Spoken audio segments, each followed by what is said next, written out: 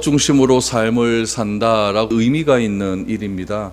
한 번밖에 없는 인생, 그냥 아무렇게나 사는 것이 아니라 내가 어떤 목적을 가지고 그렇게 그 목적을 위해서 나의 삶을 계획적으로 살아간다는 것, 굉장히 의미가 있는 일이겠죠. 그러나 이 목적대로 삶을 산다라고 하는 그런 명분을 가지고서 그 내 삶의 목적이 전부인 것처럼 생각해서 주변은 전혀 돌아보지도 않고 오히려 내가 설정한 목적만을 향해 달려가는 것은 별로 바람직한 인생은 아닙니다.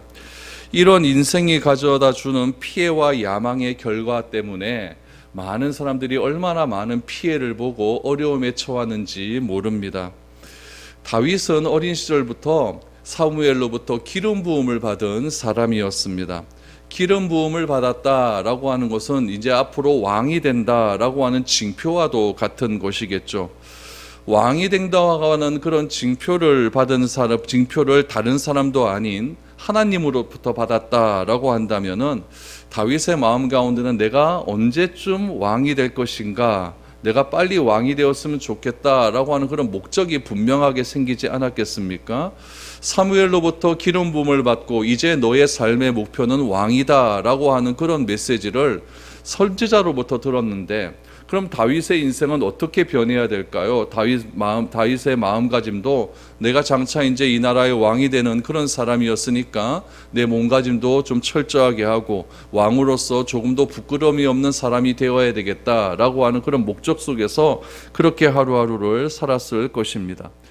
근데 다윗의 인생을 우리가 사무엘상을 통해서 가만히 들여다보면 다윗의 인생 가운데, 다윗의 생각 가운데 왕이 되려고 하는 그런 목적이 전혀 보이지는 않습니다. 오히려 요나단 네가 왕이 되어야 되겠다라고 하는 그런 생각들도 굉장히 많이 있었던 것 같았고, 사울을 죽이고자 하는 기회가 2번이나 있었음에도 불구하고 다윗이 그것을 어떻게 이야기하냐면은 하나님으로부터 택함을 받아 기름 부음 받은 사람을 내가 함부로 하지 못한다라고 하는 그런 생각을 가지면서 사울을 2번이나 살려주었습니다.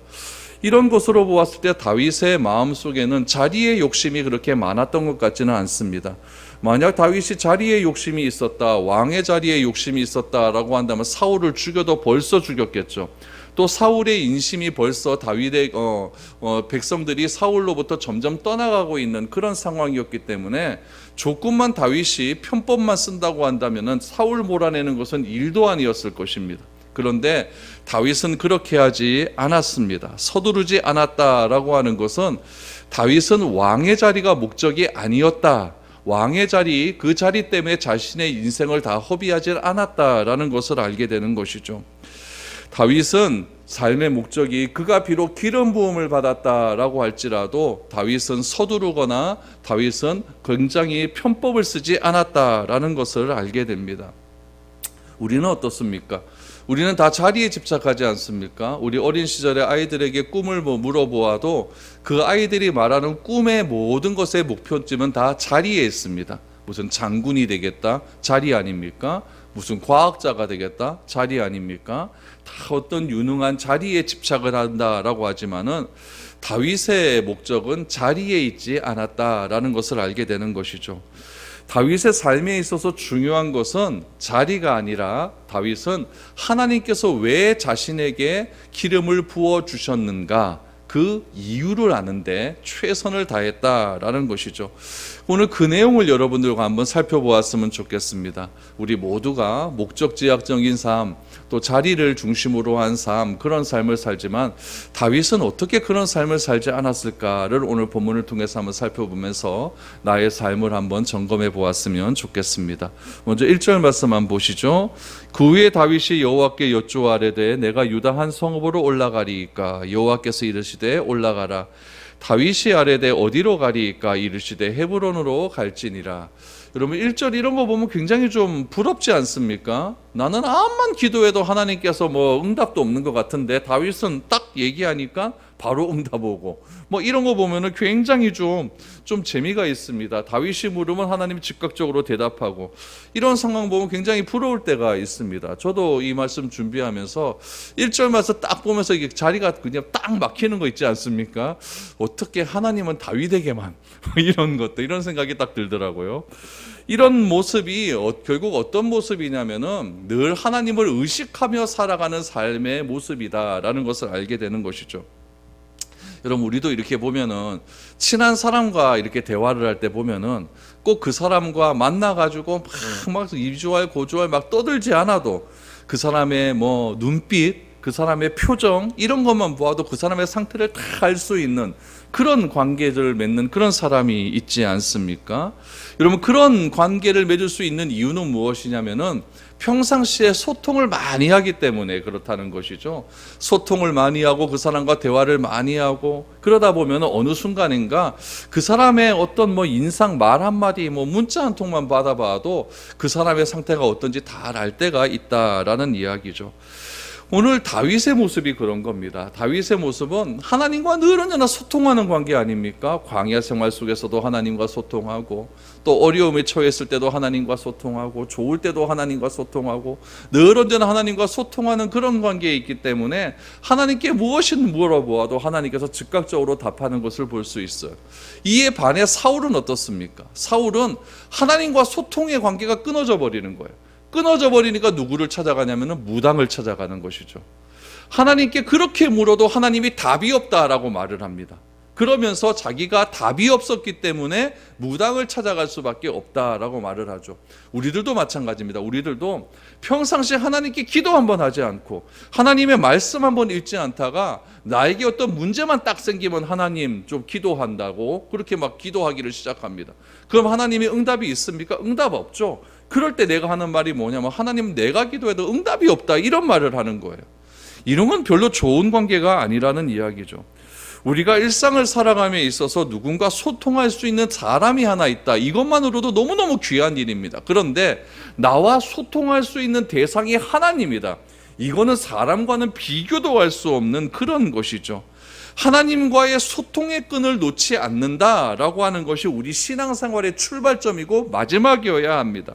그래서 신앙의 깊은 곳으로 들어간다는 것은 하나님과의 관계가 내 생명과도 마찬가지다, 내 생명과 똑같다라고 하는 그런 생각이 드는 것이야말로 진정한 영적인 깊은 곳으로 들어간다는 것이지, 내가 무슨 뭐 은사가 나와서 내가 무슨 일이 뭐만 하면 뭐가 번쩍번쩍 나오고 이런 것이 여러분 영적인 것은 아니다라는 이야기죠. 그래서 하나님과의 관계가 끝나면 나도 끝이 난다고 하는 마음이 지배하기 때문에 다윗은 어떠한 일이 있더라도 절대로 하나님과의 소통의 끈을 놓지 않습니다.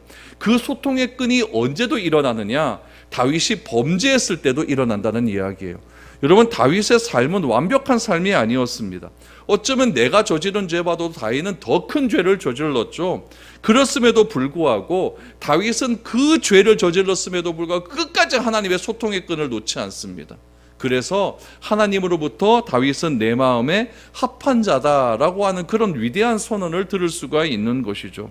그러므로 오늘 이 성경의 말씀은 결국 어떤 말씀이냐면은 하나님과의 소통을 끝까지 붙들고 가는 것이 왜 중요하냐라는 것을 창세기부터 계시록까지 그렇게 계속해서 전달하고 있다는 거죠. 그 소통이 왜 중요하냐는 것을 수많은 믿음의 사람과 그렇지 않은 사람을 비교해 가면서 우리에게 알려주고 있다라는 것이죠. 그래서 일이 되건 안 되건 간에 하나님이 중요하고 나는 하나님보다 덜 중요하다라고 하는 그런 결단을 하고 그런 삶을 살아가는 것이 인생의 진짜 중요한 신앙의 길의 결과라는 것을 오늘 우리는 다윗의 삶을 통해서 알게 된다는 것이죠.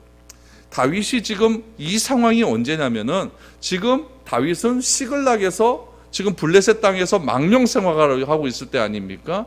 이 망명 생활을 하는 도중에 어떤 이야기를 듣느냐? 사울이 죽었다라고 하는 이야기를 듣게 됩니다. 그러면은 이스라엘은 지금 왕이 없는 거예요.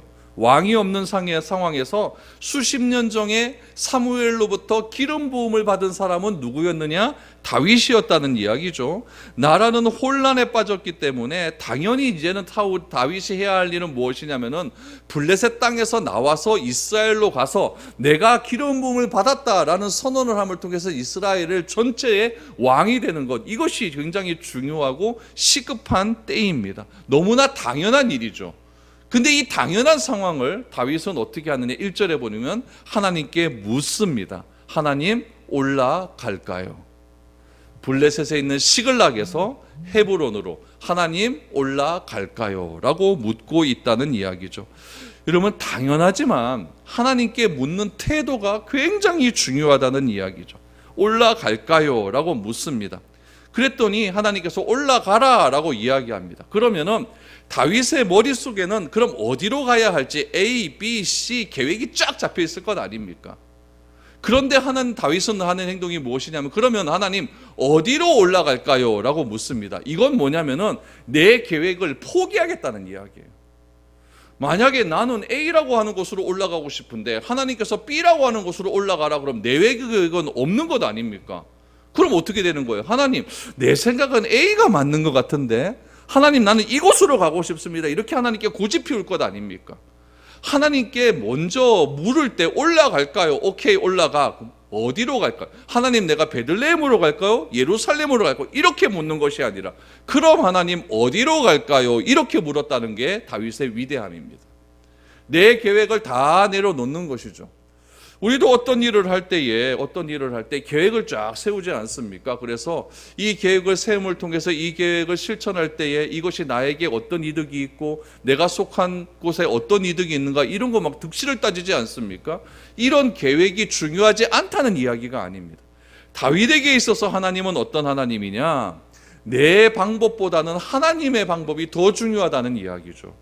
내 생각보다는 하나님의 생각이 더 중요하다는 얘기죠. 그래서 잠언에도 보면은 사람이 계획할지라도 그것을 이루는 분은 하나님이라는 것을 다윗은 알고 있었기 때문에 다윗의 계획이 쫙 펼쳐져 있다 할지라도 그것부터 말하는 것이 아니라, 하나님, 그러면 어디로 갈까요? 라고 이렇게 묻고 있다는 이야기죠. 그랬더니 하나님이 뭐라고 이야기합니까? 헤브론으로 가라고 이야기를 하고 있는 것이죠. 그럼 왜 하필이면 헤브론일까요? 헤브론은 역사적으로 굉장히 중요한 곳입니다. 하나님께서 이스라엘이라고 하는 믿음의 민족을 만들기 위해서 제일 처음 부른 사람이 누구냐면 아브라함이에요. 아브라함을 부르셔서 아브라함이 어떻게 했냐면은 최초로 이스라엘 땅에 거하면서 자기 돈을 주고 산 땅이 어디냐면 헤브론 땅입니다. 왜 헤브론을 땄냐면은 사라가 갑자기 죽었거든요. 자신 안에 사라가 죽었으니까 사라가 묻을 땅을 사야 되는데 그것이 바로 헤브론 땅이었다는 이야기죠. 그냥 준다 그래도 아니야, 나 돈 주고 사야 돼. 그래서 헤브론 땅을 삽니다. 그래서 헤브론 땅에 누가 묻히느냐? 아브라함도 묻히죠, 사라도 묻히죠, 이삭도 묻히죠, 리브가도 묻히죠, 야곱도 묻히죠, 레알도 묻히죠, 요셉도 묻히죠. 그러니까 이스라엘 민족의 모든 믿음의 조상이라고 하는 사람들이 다 헤브론 땅에 묻힙니다. 그래서 어떻게 보면은 이 헤브론이라고 하는 것은 이스라엘 민족의 출발점이라고 하는 것이죠. 너무나 당연한 곳입니다. 다윗의 머릿속에서도 내가 올라가야 할 곳은 헤브론이다 라고 하는 것이 다 계획에 잡혔을 수도 있어요. 근데 다윗은 하나님께 묻는 거죠. 올라갈까요? 오케이, 올라가. 어디로 갈까요? 헤브론으로 가. 여러분, 다시 한번 하나님께 물어봄으로 나에게 주어지는 것이 무엇이냐면은 평강이 주어져요. 여러분, 우리 아이들도 이렇게 가만히 있다가 우리 부모에게 묻지 않습니까? 묻는 이유는 무엇이냐면은 자기가 선택하는 것이 불안하기 때문에 묻는 거예요. 그래서 우리 부모님들이 오케이 그러면 오예 하고 자기가 일을 하지 않습니까? 그러니까 부모에게 물어서 허락이 떨어진다는 것은 무엇이냐면 내 불안감이 해소되었다는 이야기예요. 다윗도 마찬가지죠. 헤브론으로 올라가는 게 맞는 것 같아요. 그런데 조금 불안함과 찝찝함이 있다는 이야기죠. 그래서 헤브론으로 갈까요? 이렇게 묻는 것이 아니라 어디로 갈까요? 그랬더니 헤브론으로 가. 그것이 하나님의 은혜인 거죠. 은혜가 딱 임하니까 자신에게 오는 것이 무엇이냐면은 평강이 쫙 넘치게 되는 거예요. 그래서 바울은 기도를 이렇게 정의합니다. 빌립보서 4장 6절 7절을 한번 보시기 바랍니다. 이렇게 얘기하죠. 아무것도 염려하지 말고 다만 모든 일에 기도와 간구로 너희 구할 것을 감사함으로 하나님께 아뢰라. 그리하면 모든 지각에 뛰어난 하나님의 평강이 그리스도 예수 안에서 너희 마음과 생각을 지키시리라. 여러분, 이것이 오늘 다윗의 이 1절 말씀의 주석이에요. 아무것도 염려하지 말고 하나님께 묻지 않습니까? 올라갈까요? 올라가. 어디로 갈까요? 헤브론. 그러니까 다윗의 마음에 평강이 넘치는 거죠. 그렇지 하나님, 그렇지 하나님. 다윗이 블레셋 땅에 있어서 지금 망명 생활을 끝이고 헤브론으로 올라가는 데 있어서 조금도 염려함이 없게 되는 겁니다. 평안함으로 지금 올라가게 된다라는 거죠. 여러분, 이 평강이 우리를 지배하는 것보다 더 귀한 것은 없습니다. 그래서 바울도 편지를 쓸 때마다 은혜와 평강이 너희에게 있을지어다. 하나님의 성품이 나에게 임할 때에 나에게 다가오는 것은 평강이라는 거 이야기죠. 그래서 기도할 때 자꾸 달라고 기도하지 마시고 감사하시기 바랍니다. 감사함으로 하나님께 아뢰라. 감사가 먼저죠. 그런데 기도에도 안 주시는 이유는 뭘까요? 때가 아니기 때문에 안 주시겠죠. 왜냐하면 하나님은 나보다 나를 더 잘 알고 있기 때문에 그렇습니다. 나는 이때에 이것이 필요하다라고 생각해서 이때 달라고 기도하는데 하나님은 나보다 나를 더 잘 알기 때문에 이때 이거 주면 큰일 날 것 같으니까 안 주시는 것 아니겠습니까? 그래서 하나님이 나를 향한 필요가 무엇인지 구해야 됩니다. 하나님, 왜 내가 하나님께 기도할 수 있는 하나님의 아들로 나를 선택해 주셨나요? 그 필요를 하나님께 구하게 되면은 하나님께서 이 모든 것을 너희에게 주신다고 말하지 않습니까? 그것이 먼저 너희의 나라, 주의 나라와 의를 구하는 것이지 꼭 하나님의 영광을 그게 아니에요. 하나님, 왜 나를 이곳에 보내셨습니까? 왜 하나님께서 나를 선택해 주셨습니까? 그걸 먼저 구하게 되면은 여러분, 하나님께서 모든 것을 더해 주시는 것이죠. 내 욕심이 안 이루어지기 때문에 힘든 것이지, 내 욕심만 내려놓으면 여러분, 신앙생활 하는 것보다 더 기쁜 일이 없다는 이야기죠. 자꾸 내 욕심 구하니까, 내 욕심 안 내려놓으니까 하나님과 관계가 자꾸 틀어지는 것 아니겠습니까? 오늘 다윗은 자신의 욕심을 다 내려놓고 하나님께 기도하는 거예요. 올라갈까요? 올라가. 어디로 갈까요? 헤브론. 그럼 내가 블레셋에서 나가겠습니다. 이렇게 이야기하는 거죠. 그래서 2절 3절에 보니까 다윗이 평안한 마음으로 블레셋에서 나옵니다. 2절 3절 보시죠. 다윗이 그의 두 아내 이스라엘 여인 아히노암과 갈멜 사람 나발의 아내였던 아비가일을 데리고 그리로 올라갈 때에 또 자기와 함께한 추조정들과 그들의 가족들을 다윗이 다 데리고 올라가서 헤브론 각 성읍에 살게 하니라. 여러분, 다윗이 처음 아둘람이라고 하는 굴에 있을 때 다리 저는 자, 경제적으로 패폐한 자, 어려움 당한 자, 정치범들, 경제범들이 다 몰려들지 않았습니까? 그때 모여든 사람이 600명이라고 성경은 기록해요. 그래서 아둘람 공동체가 형성이 됩니다. 그 아둘람 공동체 속에서 서로 결혼하고 짝 맞아서 눈 맞아서 결혼하고 이러다 보니까 점점 숫자가 많아졌어요. 가족이 생기고 사람이 더 많아지다 보니까 성경학자들은 이때 블레셋 땅에서 헤브론으로 온 사람의 수가 한 2,000명은 되지 않았을까 이렇게 생각을 하는 거예요. 그래서 오늘 3절 하반절에도 보니까 다 데리고 올라갔는데 헤브론에서만 살지는 못하는 거예요. 헤브론 각 성읍에서 흩어져 살 정도로 사람들이 그렇게 많아졌다라는 것을 지금 강조하고 있는 것이죠. 각 성읍에 헤브론에서 사는 것이 아니라 헤브론 주변의 위성 도시에서 흩어져 살 정도로 사람들이 많아졌다라는 것을 지금 이야기하고 있는 것입니다. 이때 여러분, 헤브론은 유다 지파 안에 속해 있는 그런 지역이거든요. 그 다윗이 블레셋 땅에 있다가 헤브론에 왔다라고 하는 소식을 누가 들었느냐? 유대 지파 사람들이 듣게 되었다는 이야기죠. 그래서 4절에 보니까 유다 사람들이 와서 거기서 다윗에게 기름을 부어 유다 족속의 왕으로 삼았더라라고 말을 합니다. 다윗이 이제 드디어 유다 족속의 왕이 되었습니다. 그런데 다윗은 사무엘로부터 기름 부음을 받았을 때에 어떤 메시지를 들었냐면은 유다 지파의 왕이 아니라 이스라엘 전체의 왕이 되었다는 이야기를 이미 들었습니다. 그런데 다윗은 이야기합니까 안 합니까? 나는 유다 지파의 왕이 아니라 이스라엘 지파의 왕이야, 이런 얘기를 안 합니다. 다윗이 가만히 있습니다. 다윗이 유다 이스라엘의 왕이 된다라고 하는 소식은 언제부터 있었던 일이었냐면은 여러분, 사울에게 쫓기기 전부터였어요. 골리앗에게 기름 부음, 골리앗을 죽이기 전부터 다윗은 기름 부음을 이미 다 받았거든요. 그런데 여러분, 기름 부음을 받았다라고 한다면 얼마나 자랑거리겠습니까? 나 이제 넘버 2야, 이 정도 자랑하고 다녀야 되는 것 아니겠습니까? 입만 열면 그 이야기 하지 않겠습니까? 사울왕이 그렇게 막 나라를 엉망진창으로 만들 때에 다윗이라는 사람이 딱 자기 주위에 사람들 딱 모아놓고 이제는 드디어 우리가 때가 된 것 같아. 내가 다 하나님으로부터 난 왕으로 허락을 받았으니까 이제 의기투합해서 이제 어떻게 하면 해보자라고 하면서 사울의 뒷담화를 하고 욕을 하고 그렇게 다녔을 것 아닙니까? 근데 다윗은 그렇게 하지 않았어요. 사울에 대한 뒷담화를 한마디도 하지 않았습니다. 우리는 어떻습니까? 조금만 좋은 일 생기고 조금만 내 자식들이 내 가문에 무슨 뭐 조금만 일이 나면 막 떠들어대기 바쁘지 않습니까? 우리는 자기 자신을 과시하는데 너무나 익숙합니다.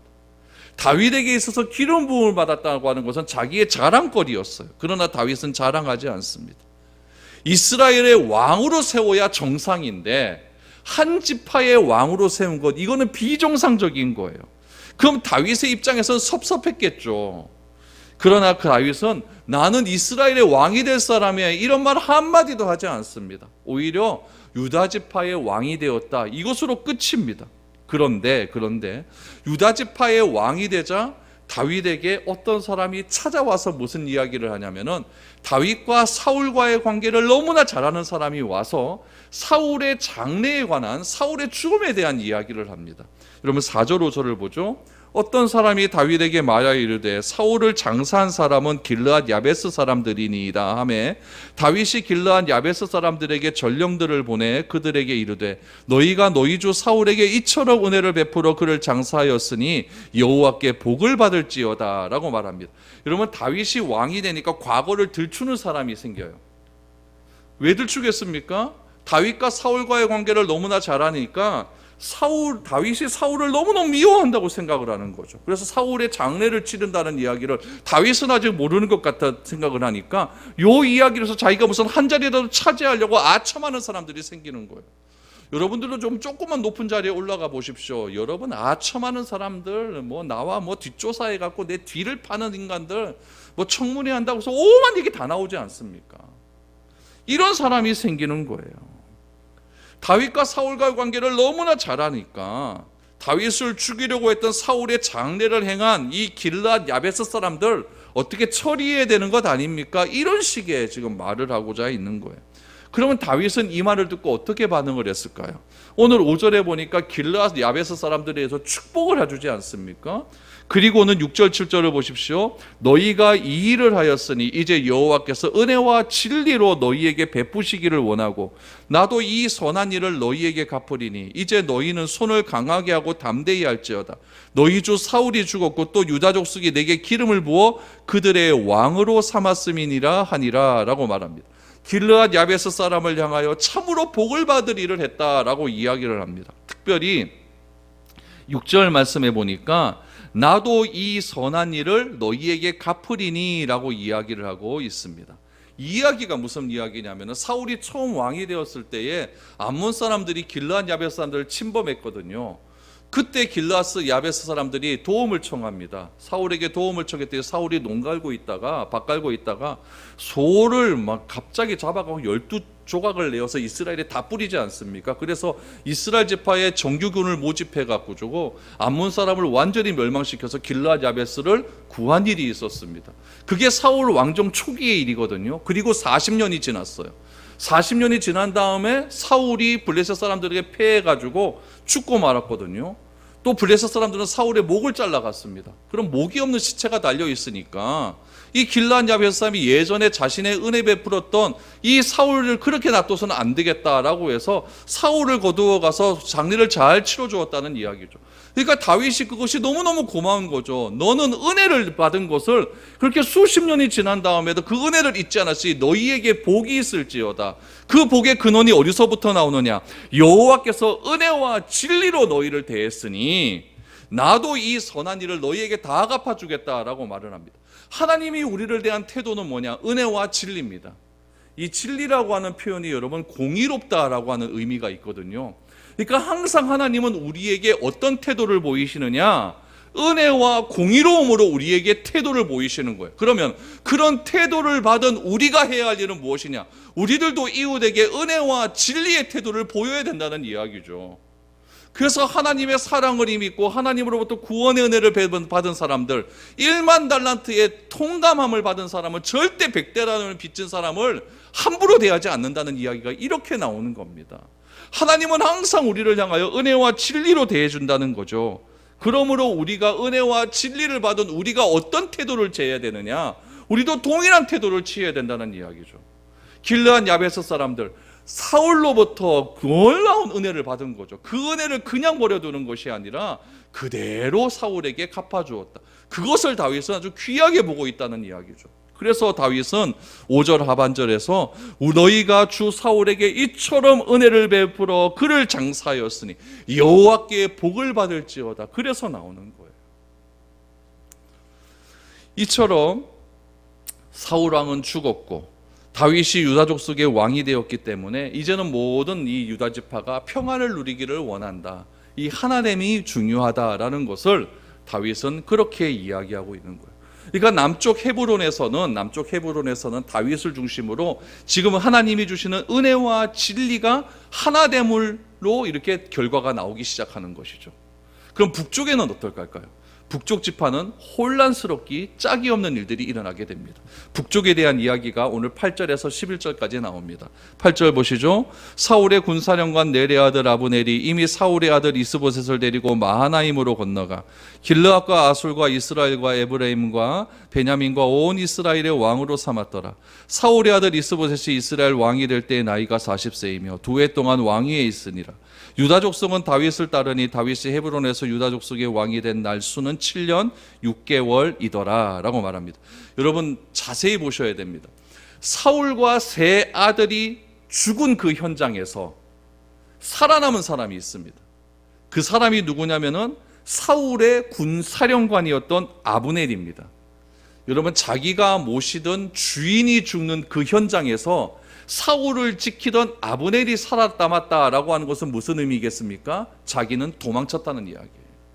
아주 비겁한 사람이었죠. 이 비겁한 사람이 사울의 세 아들이 죽고 한 명 남은 그 아들을 데리고 무주공산이었던 그 권력의 그 아주 그냥 막 핵심 가운데 권력이 완전히 막 아무것도 없는 상태에서 이 아브넬이 그 권력을 잡기 시작합니다. 그리고 사울의 정통성을 위해서 이스보셋을 앞에 딱 세워버리는 거예요. 그리고 너는 이 나라의 왕이 되어야 된다라고 말을 하면서 앞에다가는 이스보셋이라고 하는 사람을 세우고 자기가 북이스라엘을 다 휘어잡을 그런 섭정을 하려고 하는 그런 권력욕이 아브넬에게서 보이기 시작합니다. 그리고는 9절에 보니까 길르앗, 아술, 이스라엘 이런 나라들이 이런 도시들이 나오고 에브라임이 나오는 이유는 뭐냐면은 유다를 제외한 이스라엘의 11지파의 최고 대표성이 에브라임이거든요. 베냐민은 왜 나올까요? 사울 지파의 대표성이니까 베냐민이 나오는 거예요. 그래서 이스라엘 전체의 대표 또 왕족의 대표 이 베냐민을 딱 지금 성경 저자는 기록을 하고 있는 거죠. 그러면서 이스보셋을 왕으로 삼습니다. 그런데 이 이스보셋이 몇 년간 왕위에 올랐느냐? 2년밖에 오르지 못했다라고 성경은 기록합니다. 거기에 대조를 하면서 11절 말씀해 보니까 다윗은 헤브론에서 7년 6개월을 왕위에 있었다. 그러면 여러분 5년 6개월을 다윗은 아무것도 안 한 거예요. 내가 북쪽으로 들어서 북쪽 이스라엘을 흡수하겠다. 이거 한마디도 하지 않고 기다리고 또 기다리는 겁니다. 여러분 이것이 다윗의 위대함입니다. 자리를 탐했다고 한다면은 충분히 명분은 있어요. 저 아브넬 저렇게 섭정을 하면서 지금 사울이라고 하는 그 아들 하나 꿰어가지고 그렇게 지금 못된 짓을 한다. 우리가 저것을 다 통일하고 저 아브넬을 쫓아내자 그러면은 유다 지파 사람 다 하나로 돼서 다윗의 말 들었을 겁니다. 그러나 그렇게 하지 않았다라는 이야기죠. 왜 그럴까요? 베냐민 지파와의 감정이 남아있기 때문에 그래요. 베냐민 지파는 사울이 죽은 이후 다윗이라고 생각할 거 뻔한 것 아닙니까? 그러니까 베냐민 지파를 비롯한 10지파가 스스로 다윗에게 찾아와서 우리의 왕이 되어 주십시오라고 되지 않는 이상 이스라엘은 통일이 될 수가 없는 거죠. 그래서 다윗은 기다린 겁니다. 다윗이 이렇게 기다릴 수 있었던 이유는 무엇이냐면은 하나님께서 왜 다윗을 왕으로 세우기 위해서 기름을 부었는가 이유를 알았기 때문에 그래요. 무엇일까요? 통일 이스라엘입니다. 하나님이 중요한 것이지 내가 그 자리를 차지하겠다고 수단과 방법을 가리지 않고 그 자리라고 하는 목적, 왕이라고 하는 목적 그것을 위해서 전심전력하지는 않았다라는 이야기죠. 그것이 하나님께서 다윗을 선택한 이유입니다. 우리도 여러 가지 목적을 놓고 살아갑니다. 그러나 그 목적 때문에 다른 주변의 사람들을 놓치면 안 된다는 이야기예요.